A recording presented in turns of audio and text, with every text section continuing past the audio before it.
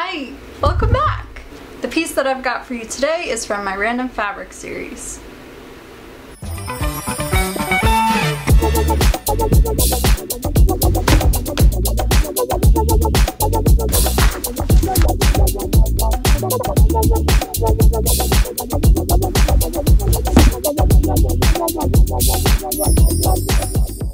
This series is all about taking bigger items from the thrift store and giving them new life. I personally love this series. It forces me to think out of the box and create really different things from the materials that I get. So for this transformation, I'm using this big light blue faux suede curtain that I got from the thrift store for a few bucks.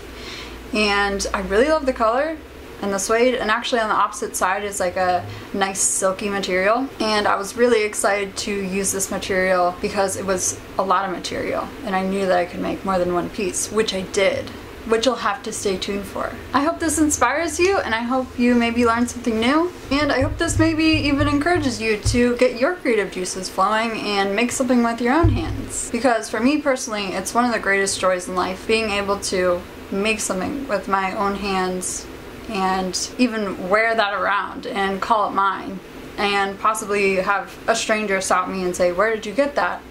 And I can say, "I made this."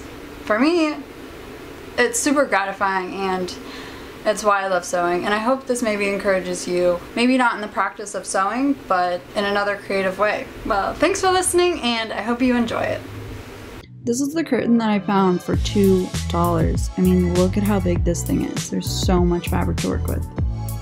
The first thing I'm doing is folding my fabric in half, just enough to cut out a simple A-line skirt pattern which I made for myself, and you can find a helpful link to make yourself one down below. I'm cutting out my fabric, giving myself about an inch of seam allowance on the edges. And I'm also cutting it shorter than the pattern, as you can see, because it needs to be shorter in order to incorporate the flounce I'm adding in later. Now I'm marking my darts from my pattern onto my fabric using a washable pen on the opposite side of the fabric.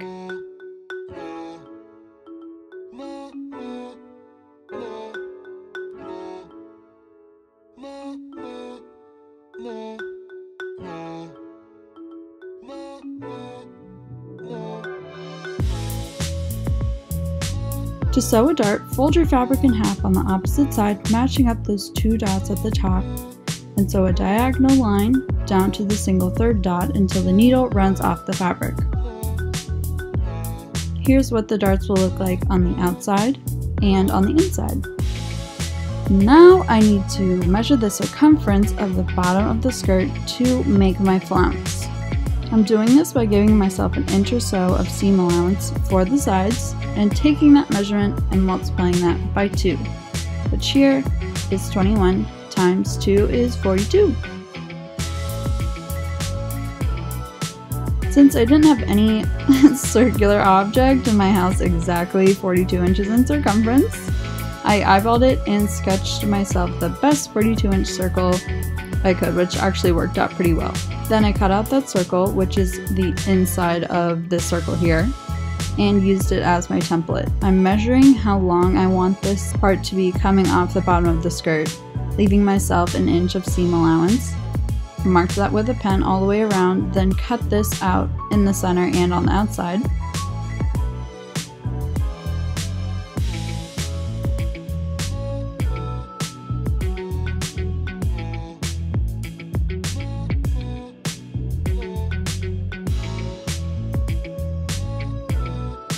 Which left me with this.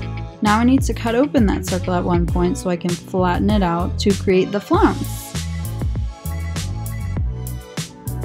And to hold this ruffle that I'm creating, I'm making a stitch at the top from one end to the other. Then I'm going to cut small slits above that stitch in order to perfectly straighten out the curve from my original circle, because this will be stitched to the bottom of the skirt later. Now moving on to the waistband. I'm taking my waist measurement and cutting out a rectangle of fabric a couple inches longer than this length for seam allowance. I'm folding this rectangle in half, then folding the two raw edges inside towards the first fold to enclose them.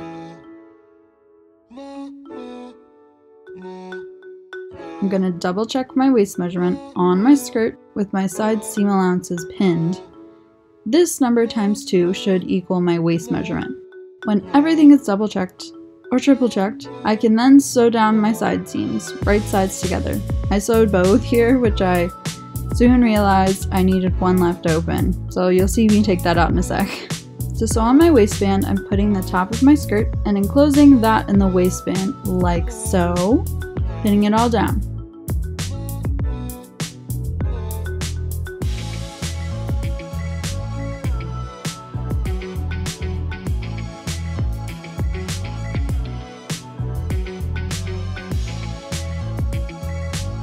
Whoopsies!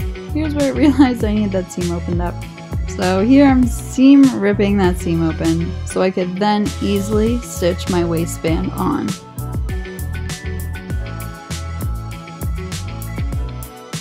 Then I cut off excess fabric from the other side seam.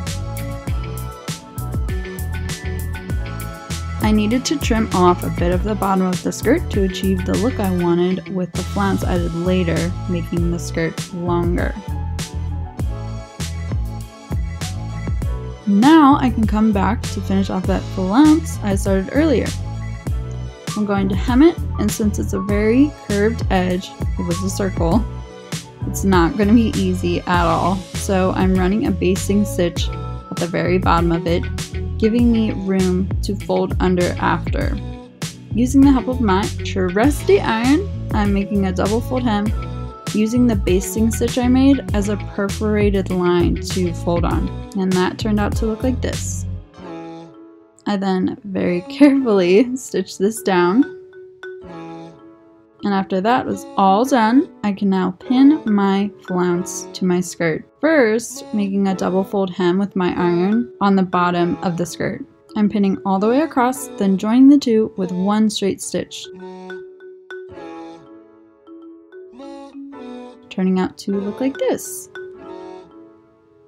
To add in my invisible zipper, I'll need to make a basting stitch as long as my zipper, so from here to here, and remember right sides together here.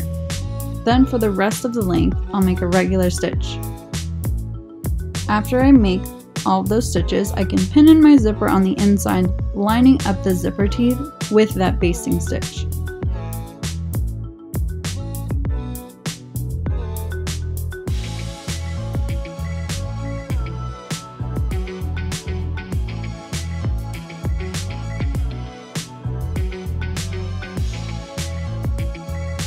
I then sewed in the zipper as closely as I could on both sides,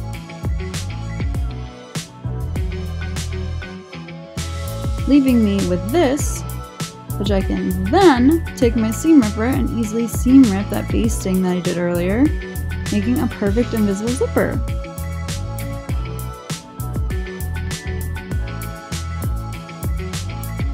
I felt this skirt needed something else, and when I saw this at the fabric store, I knew it was perfect! Tassels are my favorite thing in the world! I cut off the wide part, leaving just the tassels, which I then stitched to the inside of the bottom of the skirt, making sure to sew over that first top stitch that I made earlier for a really clean finish.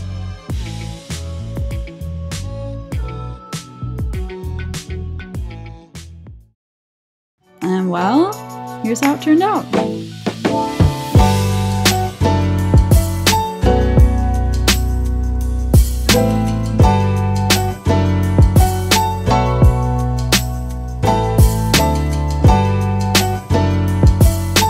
How do you like it? I hope that this inspired you in some way or another. That's my main goal, to possibly inspire and encourage you all watching. So I really appreciate each and every one of you, and I will see you all next time. Bye guys.